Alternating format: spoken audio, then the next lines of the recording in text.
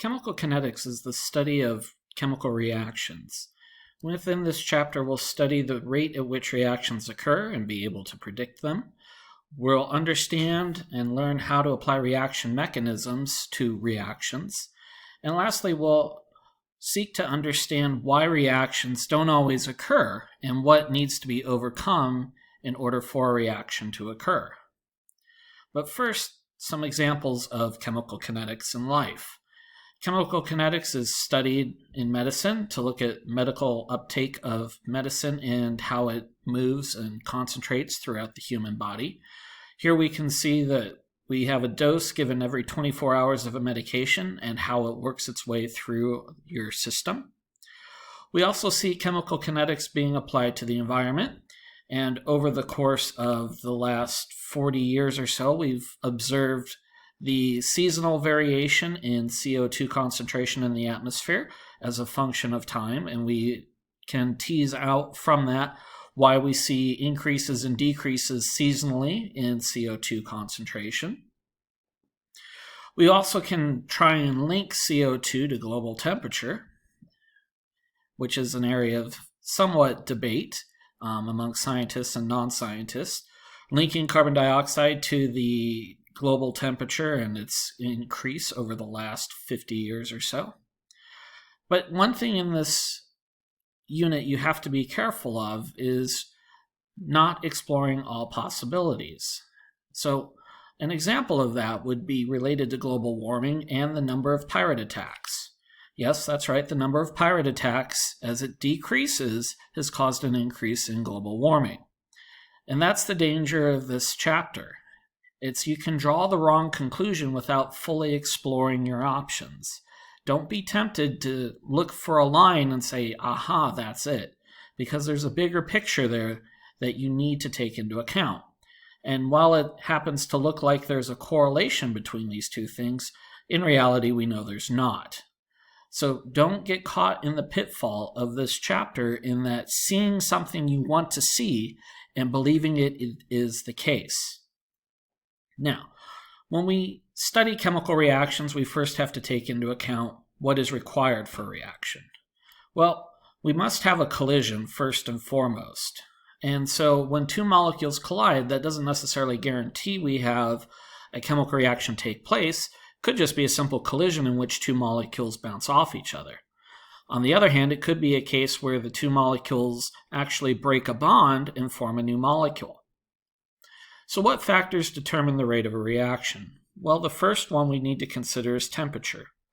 As we know, temperature is correlated to the average kinetic energy of molecules. That is, how fast they're moving. What is their velocity? The second factor we have to take into account is concentration. Concentration will play a role in how often a reaction occurs because of the collisions they have. The third is the physical state of the reactants. Molecules moving in the gas phase move significantly quicker than molecules in the liquid phase. We also have to take into account the presence of a catalyst. A catalyst is something that lowers an energy barrier for a reaction, making it occur at a quicker rate than we normally would predict. At the molecular level, these are the four factors that affect the frequency of successful collisions. When it comes time to monitoring chemical reactions, we talk about reaction rates. And there's no one set of units we use for rates of reaction. Pretty much any sort of time or concentration is acceptable. So you could see rates of reactions in terms of molarity per second, atmospheres per hour, millimolar per hour, or bars per minute. And when we look at reaction rates, what we find is that the reaction rate can actually change during the course of a reaction. And we like to be able to continuously monitor the rate of the reaction, although that's not always possible. But when we can, we find typically that the rate of the reaction will change. It's not always a guarantee that it'll change, but most reactions, the rate of the reaction slows down as time progresses. In this reaction, we see that butyl chloride is changed to butanol and hydrochloric acid, and what we find is that as this reaction occurs, the average rate of the reaction continues to slow down. And at some point, there's no longer any reactants left, and we're left with a final reaction with no reactants and only products. And what we traditionally do is to take an average rate, we take 2 points, and we take the difference between the concentration at those 2 points and the amount of time that's elapsed.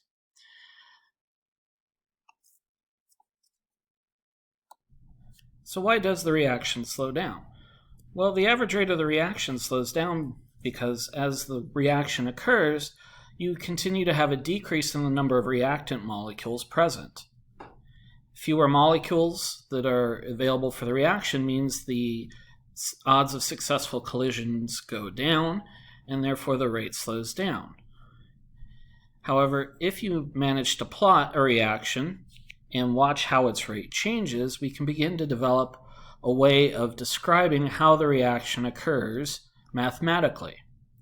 So we can look at how the instantaneous rate of the reaction changes at any given instant using calculus. Now, because calculus is beyond the scope of this course, what we're going to do is eventually just give you what the reaction equations are and just ask you to trust us what that is. But for the time being, let's talk a little bit more about what happens as the reaction continues. Now, it's not always possible to measure the concentration of the reactants due to technological barriers or perhaps monetary value of the equipment. And so that is not really a problem to scientists because all we have to do is be able to monitor one of the molecules involved in the reaction, whether it's a reactant or product. So we can get away with relating reaction rates to either reactants or products. And what we find in this particular case is if we try to relate the the reaction of water and butyl chloride, if we can't measure the butyl chloride or the water, perhaps we could measure the butanol or the hydrochloric acid by measuring the pH, for example. We'll talk more about pH later on in the course. In this reaction, we can relate the rates of butyl chloride to that of butanol because the stoichiometry of the reaction is 1:1. That is, for every 1 butyl chloride I react, I make 1 butanol. And so what we can say is that the rates of the reaction are identical in value, however opposite in sign because one is a reactant, the butyl chloride, and so we give it a negative value for the rate to indicate that it is a reactant, and we give a positive value to the butyl or the butanol, but the rate at which the butyl chloride disappears is equal to the rate at which butanol appears. Now in this case, it's fairly obvious that the reaction is 1:1, so we could expect the reactants and products to have the same rate of molecules disappearing and appearing. But what if the ratio is not 1:1? Here, for example, we have the decomposition of hydrogen iodide into hydrogen gas and iodine. In this case, we can't relate the HI concentration to either hydrogen or iodine because the coefficients of the reaction are not 1:1.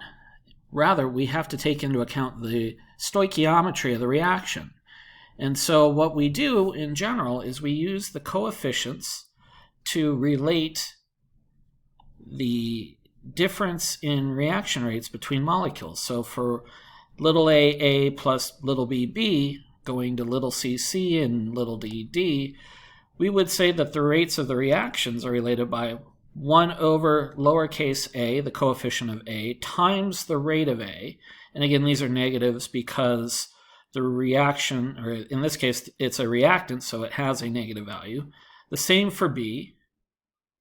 And then we say positive for C and D because they are products. And so we can relate the rates of reactions by taking 1 over the coefficient from the balanced equation and multiplying it by the rate of that particular molecule.